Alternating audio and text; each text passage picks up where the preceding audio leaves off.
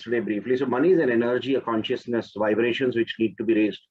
Money is not a mere commodity which we feel will bring happiness and success. Now, one of the biggest myths is that people feel that if I have a lot of money, I'll be happy, and if I earn this much, then my life is set. Then everything will be. Then everything will be like all happiness will come to me. Let me share with you. I don't remember whether I shared this yesterday. There was a friend of mine and his father who was retiring from a bank around just 6 days left to retire, and he was so happy. He said, my son is going to get married in a few months, then I will have a grandson, and now I'm going to live my retired life with all the pension and all, everything beautifully, and I'm just going to enjoy my life now. I'm just tired working.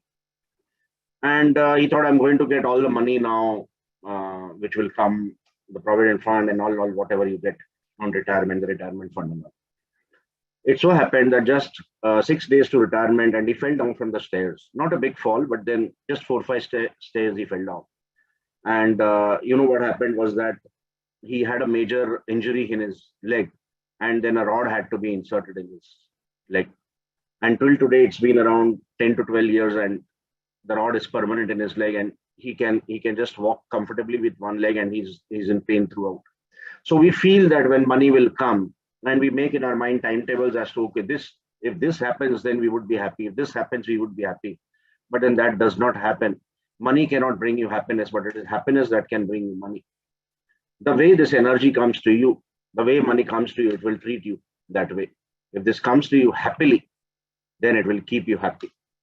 If it comes to you unhappily, it will bring unhappiness into your life. So the aim of life should not be to become rich. There are so many people who day in, day they pray that I want to become rich, I want to become rich, I want to have a lot of money. But then the actual prayer should be a prayer of abundance, that you want to be abundant. You should be in a state of samruddhi. And what exactly is abundance or samruddhi? It is all these things. It is about health, it is about money, it is about fame, it is about success, it is about having children, it is about having peace. So it is about all these things, which in Sanskrit it is called Ashta Aishwarya. So only when you have Ashta Aishwarya can you have a fulfilled life. And if any of these components is missing in your life, then there will be a void, and you will always look into clearing or looking out for that particular thing. Even today, there are a lot of people who have money, and as I mentioned yesterday, the relationships are not good. They are not at peace with themselves. They don't have good relation with their children.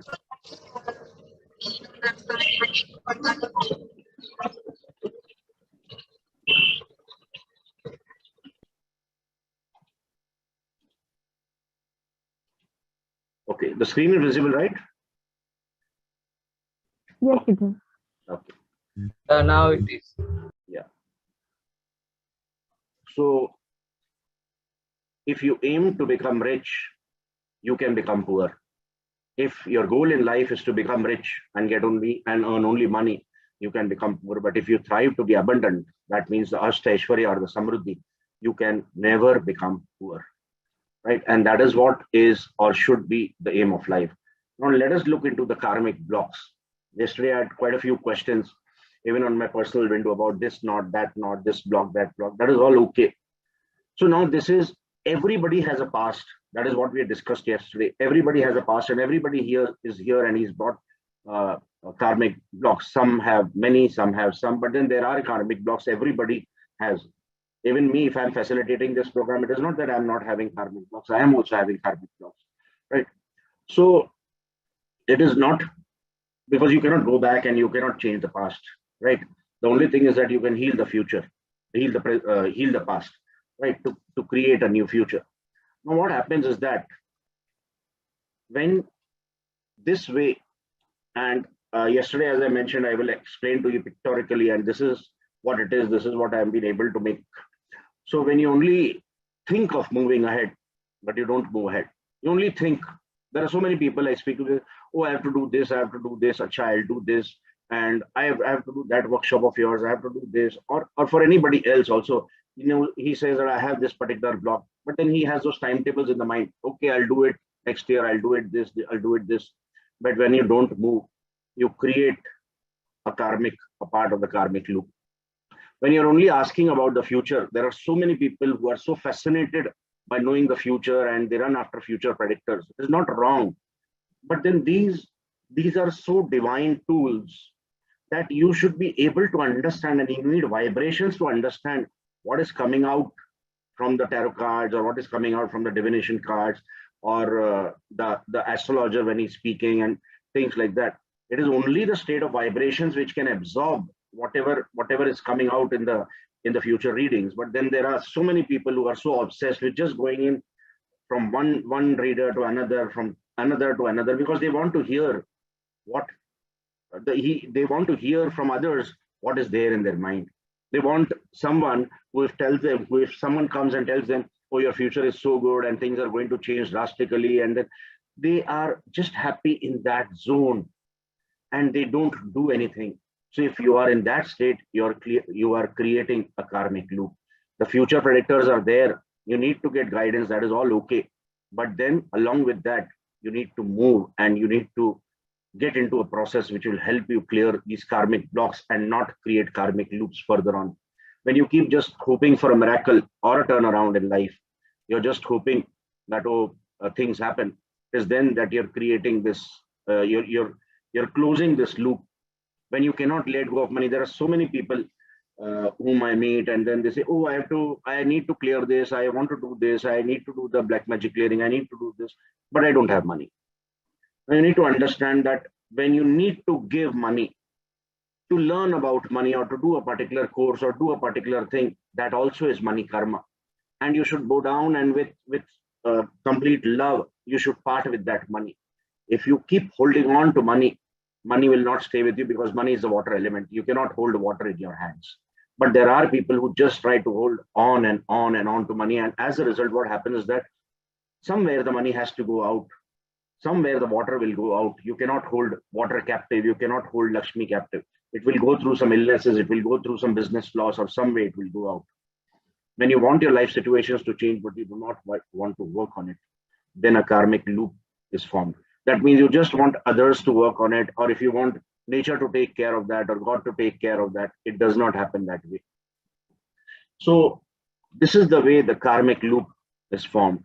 As you go on having this kind of a belief, this kind of a thinking, slowly and steadily, it is not about the karmic blocks. The karmic blocks are there as it is. You have not worked on that. But as a result of all this thinking and all these things, you have just created a vicious karmic loop. And so many people are in this karmic loop.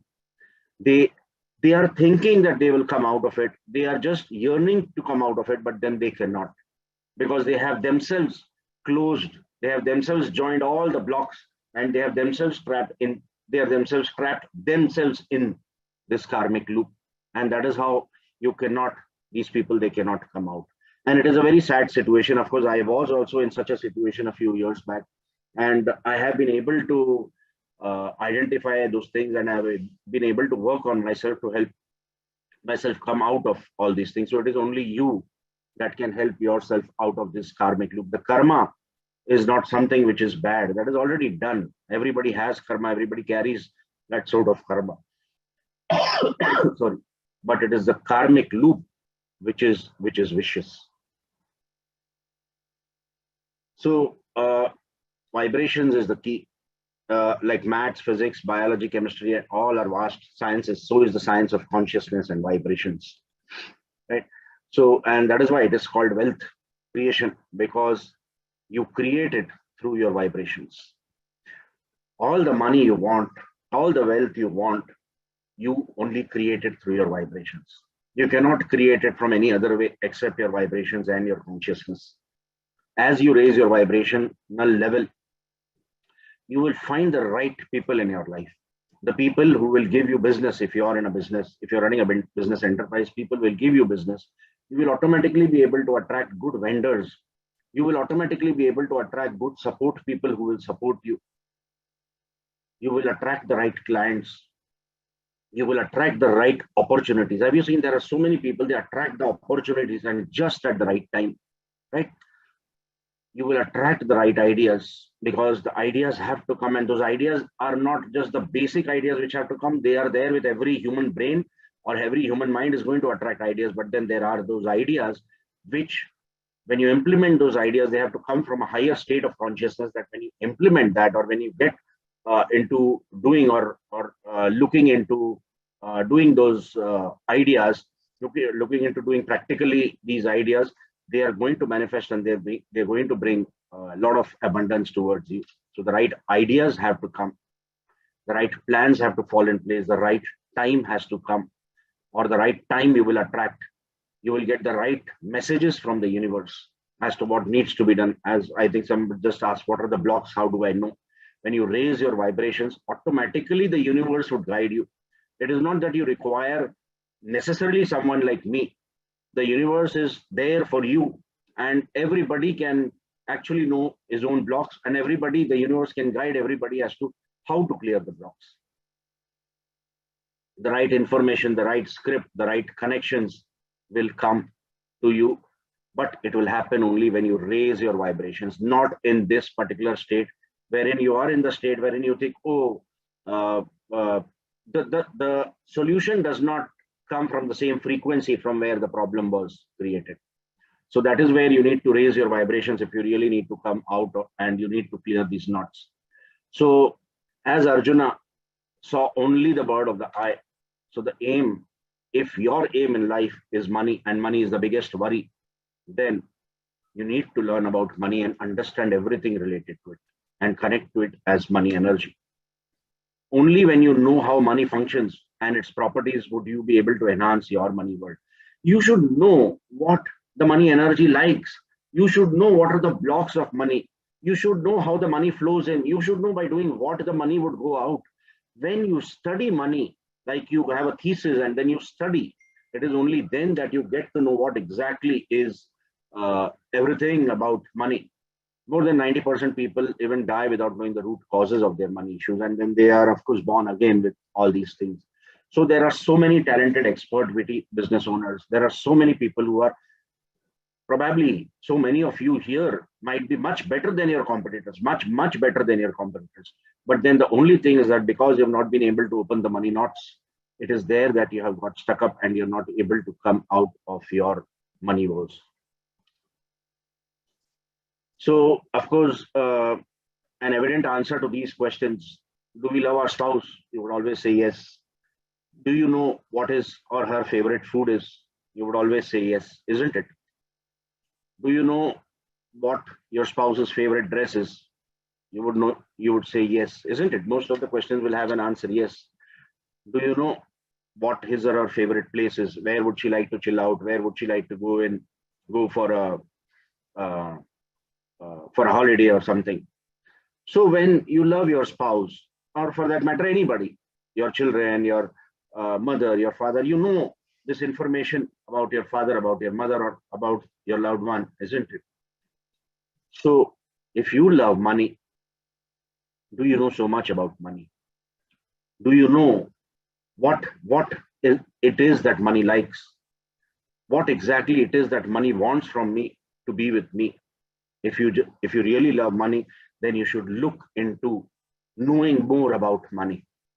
But the worst part is that we are actually, let me get into this slide first. We are actually in a contradicting relationship with money. And that is why we are not able to come out. You know what is this contradicting relationship? The contradicting relationship is we are hurt with money. Because money has eluded us all this while. It has not been there steady with us. Some of us have not seen big money, what we want to. Some of us have seen, but it has been for a while and then money has gone away and then not come back. Some of us have been, but then the money came in and then the money went out. So we have not been comfortable with the money energy, isn't it? We are hurt with the money energy.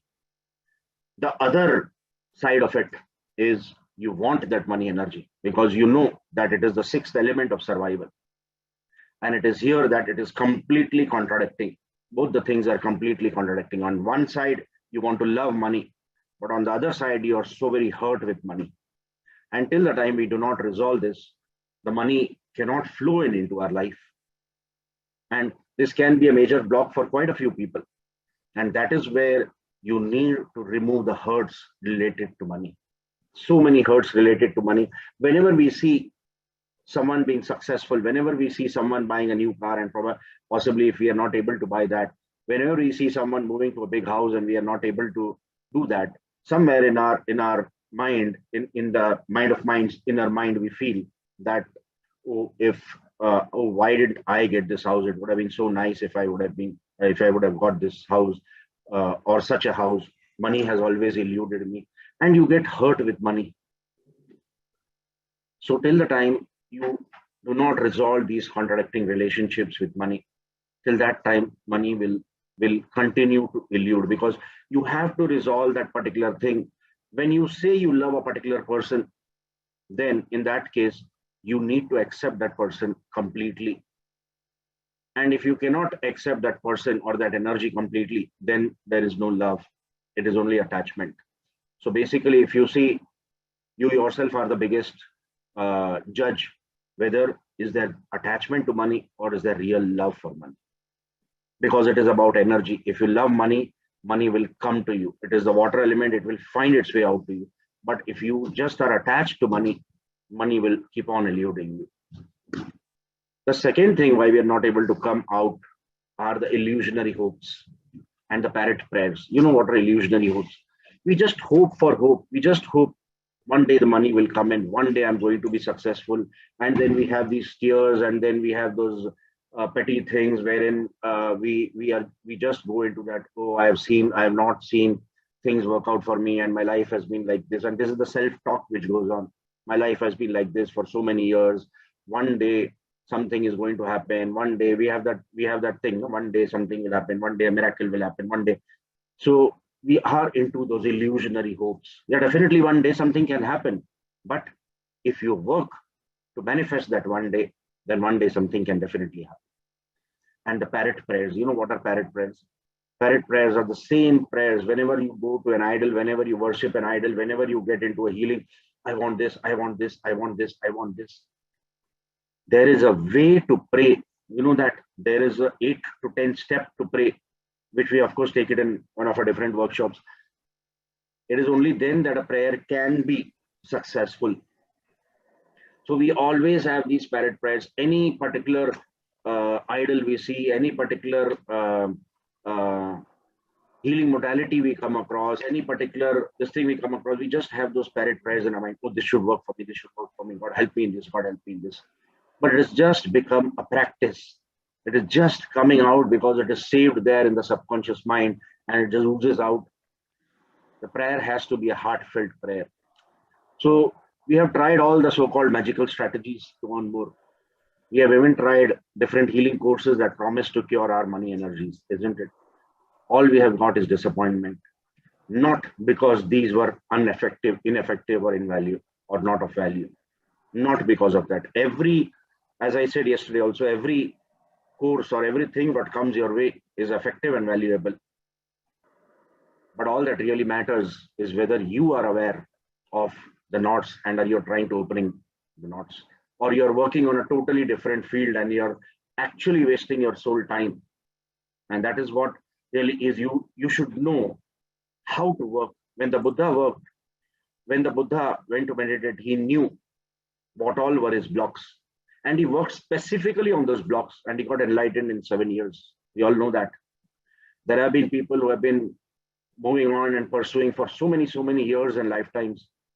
They have not got enlightened like the Buddha could, just because the Buddha knew exactly what his blocks were, and he looked into resolving those things. So the first thing is knowing about, and that is what yesterday I mentioned. That is why Saraswati is always there. The goddess Saraswati is always there whenever you worship Lakshmi. You should know what it is.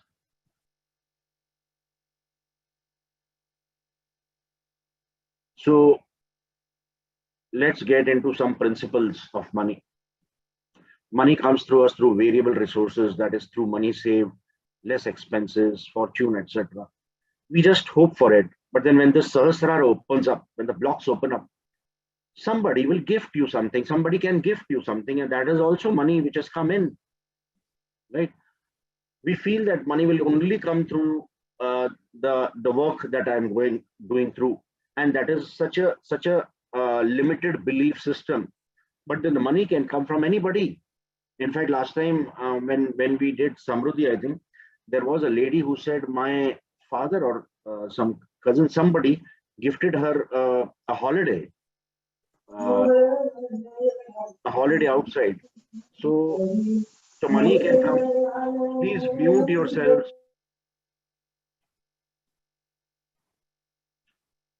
Please don't unmute. Okay. So the money can come through so many variable resources, but then you need an open mindset for that. The Sahasrara needs to be opened up. The block needs to be opened up for money to come to you from different directions. We should always receive and give happily, because it is in happiness that we have already discussed resides the goddess Lakshmi, and it is happiness that is going to attract the money. If you give in anger, and this is the applied law of attraction related to money, if you give in anger, you will always get anger when money comes to you. If you give in frustration, other people will give you in frustration, or when the money comes to you, you will get frustrated. And it is not that the money coming to you and you will get frustrated that the money is coming to me, but then when the money comes to you, you keep that money, and that money is there. Slowly and steadily something or the other happens, and then you get frustrated on someone else or the situation or something like that. It's not because it is the energy which is in play. If you torture and get money from other people, you will be tortured. If people pay you unhappily, you will be unhappy. Or rather, if you are giving unhappily, then you will receive unhappily. If you disrespect money, you will be disrespected. So some ways in which we repel money unknowingly, when we do not respect money and we throw and give. And this is so very evident in so many times. And in India, many times, if there is in the olden days, actually, it does not happen now. When there was an auto rickshaw who used to come, and then your child used to come from school, and the mother used to just throw money from the balcony, and then to give it to the auto rickshaw wala and all. So whenever you're throwing money, you're disrespecting the money energy. Money energy is the most sensitive of all the energies. Whenever you play in India, there is a time when you play cards and all, and it is then that you play with money also. It's okay that if you're playing for just that season and all, it's okay. But then what I mean to say here is that it is at that time that you throw money, because when everybody is putting up money, then you also throw money and give. It is there at that time that you're disrespecting the money. So you need to look into these small things wherein you are disrespecting the money energy, which you should look into correcting. If you do not like your work, then you will repel money unknowingly.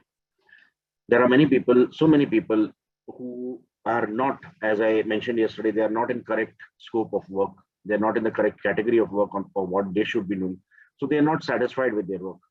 If you're not satisfied with your work, if you're not liking your work, you will not get abundance. The money coming to you will not stay with you because you're not happy inside with the work, what you're doing. If you condemn the opposite person, then also money will get repelled.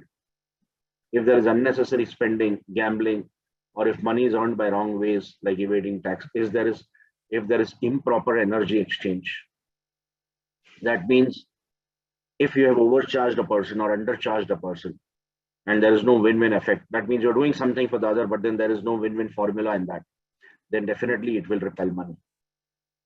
If there is a miser approach, that means there is no giving at all, no spending at all, you've just kept it in the bank, then also you will repel money. If you count money fast, money will not stay with you, you will repel money. So some money tips: keep money flowing. Do not keep it stagnant like miser. Spend it, allow it, because currency means current. We've already discussed that. You might have heard this at places. You need to keep a bay leaf. These are just some 2-3 tips I'm giving you here. Of course, a lot of tips are there in the workshop. So keep a bay leaf in your wallet, always, to attract money. Sprinkle cinnamon powder on tea and drink. Remove all old newspaper from your house. Keep notes straight. And these are Indian notes which I've shown. Of course, the dollars also, you can keep it in the same way. And what you see, the picture which you see in the PPT, that is the way notes should actually be kept. The higher denomination note should always be at the back, and then the next denomination note, and then the next, and that. A cluttered wallet shows a cluttered mindset. So your wallet should be free. Your wallet should be systematic. If your wallet is systematic, it means or it signifies that your money world can be systematic, right?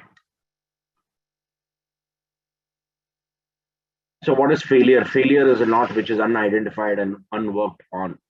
And this will always come back as a wave. This wave becomes a pattern till we don't learn. The life speaks, our body speaks, our money world speaks. You know what? Anybody lower back pain? If there is lower back pain, it is money worries. It is about big money not unresolved. And it has, the body is speaking up that there is an unresolved, a huge unresolved money knots or multiple money knots in your consciousness. And the body is giving you hints. The life will always, this life is so beautifully, this universe is so beautifully designed, although on the face of it, we don't feel that way. But then every problem, always the root cause of the problem, or every problem will come back to you again and again and again. Because it is coming to you. Why it is coming to you again and again and again? Because the universe is giving you a chance to look into resolving that. But there are so many people who just turn a blind eye to it. You just look into the patterns, just look into it as to what it is, and then you will come to know, when you deeply introspect, that what is happening. Why is it that the same thing is repeating? When you ask right questions, you get the right answers. But when you just sit down and crib, oh, nothing is happening with me, and this also didn't happen with me, and my life is going to go like that only, then it will go like that, right? So look into what is coming. Of course, the life transformation course speaks a lot about such things. So till we do not clear our money knots, we will not be able to attract money consistently in our lives. So the law of wasted efforts. Do you know what is the law of wasted efforts? As I mentioned, there are so many people who are dialing the wrong number, and they're just doing whatever is coming to them. But then you should do, even the energy work has to be systematic, it has to be specific.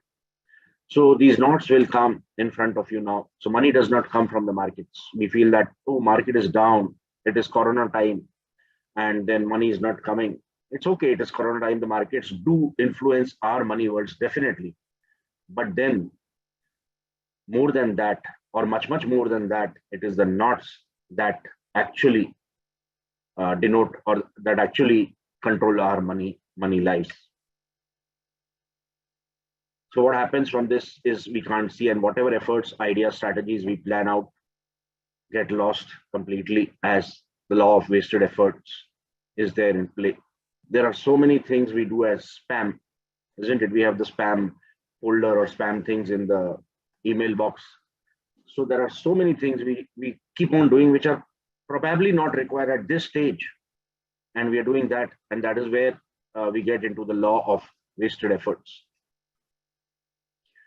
So have you evaluated how much you have craved for success for so long? Have you evaluated how much efforts you have put in till today? Have you evaluated how much days and times, how much time of the day you have put? Have you evaluated how much you have worked to get the success you need? How many projects you have lost? And a real evaluation needs to be done into these things. Because only when you evaluate and introspect, do you get to know, or do you get to see the actual mirror, the current situation. And only when you see the current situation, would you feel that this requires to be healed now, or this requires to be released now, and you will work towards it. But then there are so many people who try to escape from that particular thing. Oh, I don't have.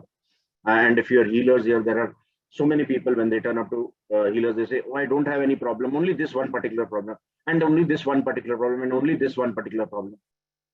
And having said that, they have said everything, isn't it?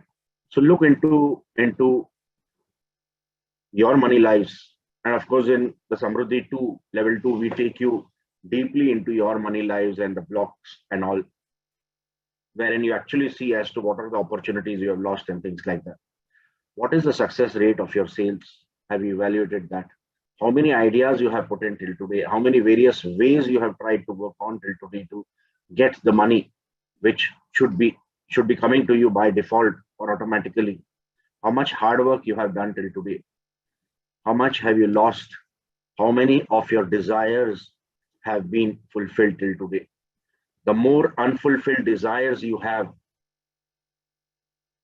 they will by default attract more unfulfilled desires. The more unfulfilled desires you have, they by default are going to attract more unfulfilled desires.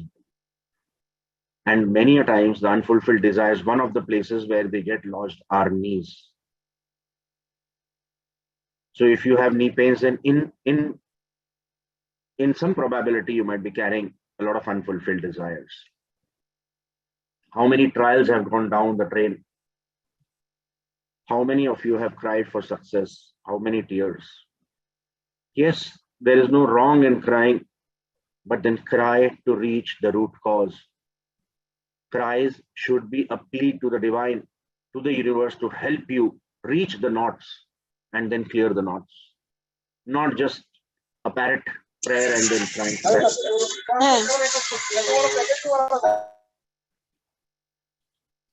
So the truth is that we have failed our talents, we have failed our expertise, we have failed our efforts, we have failed our hard work, we have failed our own expectations, we have failed ourselves. The fact is that we have failed to open these knots. Right? So I will just brief you into 5 knots. I will just brief you into 5 knots. First is the birth knot. So what is the birth knot? The way you are born, when you came out of your mother's womb, just that process of coming out of the mother's womb, if it was a difficult process, wherein if the child came out struggling, or the child struggled for 1.5, 2 hours inside, and there are complications in birth, we all know that. So if there were complications in your birth and then you have struggled to come out of the mother's womb, the imprint, generally the birth imprint, follows in all aspects of your life. What happens is that when you're coming out, the soul feels that, oh, this life is full of struggles. And when you are till the age of 7, everything, whatever you feel, right from the time you are in the womb till the age of 7, everything what you feel, so fast it goes in the subconscious mind. Everything, whatever you experience and whatever you experience, it goes straight directly into the subconscious mind. So it is there that you feel that life is full of struggle. This is one of the knots. There are many, many birth knots. We will not, quite a few birth knots rather. We will not speak of all of them now, but then this is one of the way in which you can be impacted. And these people, they will probably do n number of things, but then till the time they have not healed the situation, till that time things cannot work out. The second knot is the ancestral knot. The ancestral knot is a huge knot. If your father or mother has faced any kind of money discrepancies or any kind of money losses or anything in their money world which has not worked out, in all probability, you have copied and pasted the same into your life. And these are one of the ancestral issues. Of course, there are other things also, but then in a short this thing we cannot speak about the others as well. So this is one of the things in which the ancestral domain can impacts you. All those people who are, many spoke about black magic.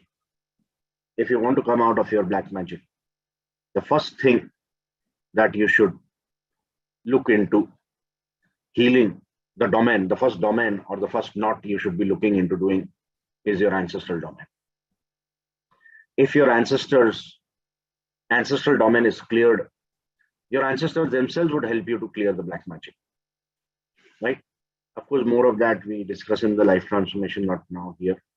The third knot is relationship with your father. How comfortable you are with your father. Father stands for creation. And if your relationship with father is not up to the mark, you will not be able to create. You will not be able to create a good money world. You will not be able to get the success what you are thinking of. So that is the third money knot.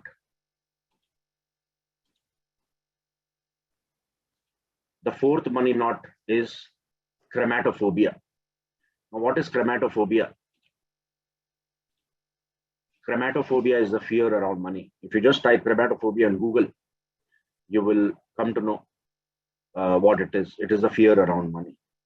So if there is fear around money for anything that has happened in the past or whatever you're carrying right now, that is termed as chromatophobia, and that needs to be healed. Of course, that we do in the Samruddhi 2 workshop. And then, of course, there are other knots as well, but then the 5 knots which we are discussing today, the fifth of that is FCD. Now, FCD is the fundamental childhood decision. Anything that happened in the childhood to you as a little child, you are, at that time, you have made a decision.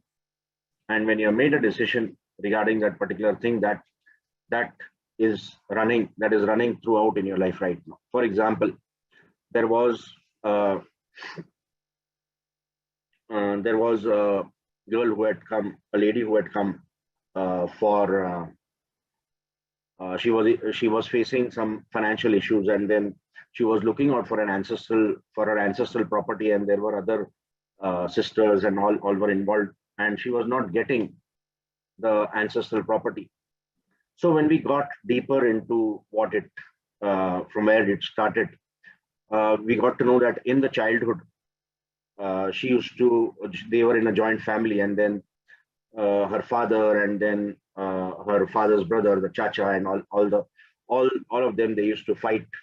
There used to be fights in the house over the property, ancestral property. And there used to be a fight, and then it is at that time that she, as a little child, decided in her mind that I don't want all these hassles. I don't want ancestral property. I want peace. I want good relationships in my house.